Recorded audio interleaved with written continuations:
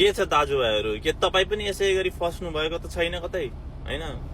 फस्न पनि सक्नुहुन्छ है, ख्याल गर्नु। यो चाहिँ नेपाली दाजुभाइहरूको लागि अवेरनेस पोस्ट होइन। कति धेरै दाजुभाइहरू आउनुहुन्छ, पढ्नुहुन्छ होइन। अनि पढेपछि पिआर त अफकोर्स एप्लाई गर्नै पर्यो होइन। अनि पिआर एप्लाई गर्ने बेलामा के हुन्छ त भन्दा युनिट पिटी होइन। अनि पिटी त चाहियो। पिटीमा दुःख गर्नुहुन्छ, कतिले ल्याउनुहुन्छ, कतिले ट्राई गर्दा गर्दा गर्दा हुँदैन होइन। आफैमा चाहिँ टुटिसक्नुहुन्छ तपाईँहरू, गाह्रो हुन्छ, यताउता बहुत साह्रो हुन्छ होइन।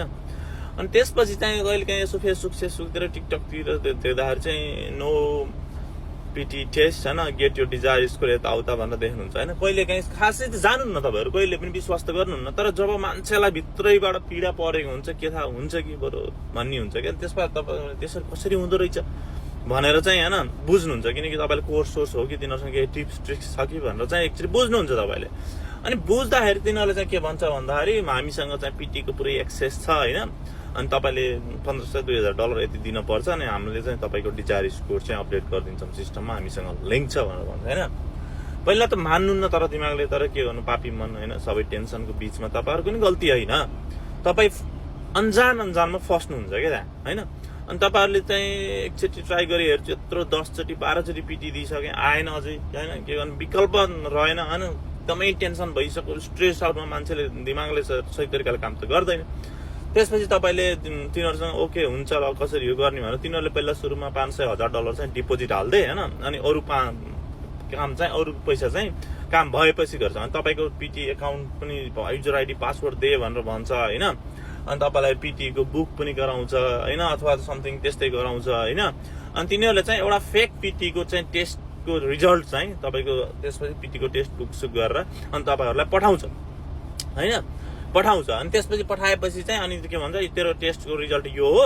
अनि त्यसपछि चाहिँ अब तेरो 2-4 दिनमा अपडेट हुन्छ पिटी सिस्टममा पनि होइन, इट्स लिगल होइन, यताउता भनेर भन्छ होइन। अनि त्यसपछि चाहिँ तिनीहरूले अब रेस्ट पैसा चाहिँ अब हामीलाई दे भन्छ होइन। रेस्ट पैसा दे, नत्र चाहिँ सिस्टममा अपडेट हुँदैन, फेरि उता त बुझाउनु पर्छ भनेर भन्छ। अनि त्यसपछि तपाईँहरूले होला त नि भनेर त्यो पुरै एडिट गरेर टक्क होइन फेक तपाईँलाई त्यो पठाउँछ क्या टेस्ट रिजल्ट होइन। अनि त्यसपछि सिस्टममा अपडेट चाहिँ भएको हुन्न, किनकि यो सबै लिगल स्क्याम हो होइन, हुने कुरै भएन। अनि त्यसपछि तपाईँहरूले फेरि अल्ल त नि होला अलि आशाले पैसा हालिदिनुहुन्छ होइन। अनि पैसा हालिदिनुहुन्छ, त्यसपछि चाहिँ तिनीहरूले अनि फेरि 2-4 दिन कुर्नुहुन्छ। अनि त्यसपछि सिस्टममा हुँदैन होइन।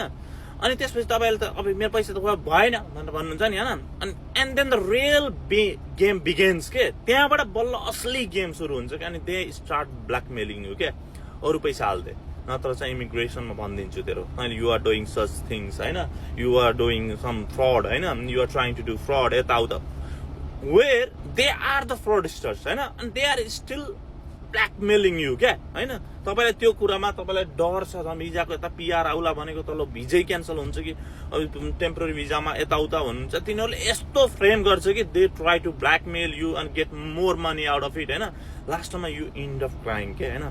So please everyone be careful होइन, whoever आर स्ट्रगलिङ होइन, काम गर्नुहोस्, मेहनत गर्नुहोस् होइन, यस्तो ट्रिकहरूमा चाहिँ नफस्नु। And there are lots of scams happening right now होइन। यो चाहिँ छिटो बिना पैसाले काम नगरिकन होइन, यो अगाडि चाहिँ बढ्न गाह्रो छ होइन। यस्तो कुरामा नफस्नु होला होइन।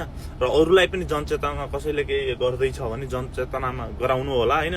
यो चाहिँ एकदमै बढिरहेको केसहरू छ होइन। बी केयरफुल, बरु क्लास लिनुहोस् होइन, पिटी विथ सचित मल्ल यता दाईहरू उता दाईहरू होइन, lots of people they are teaching होइन। गो लर्न होइन, do the right thing and be careful and stay safe everyone. Hope everyone will get their permanent residency and thank you for listening.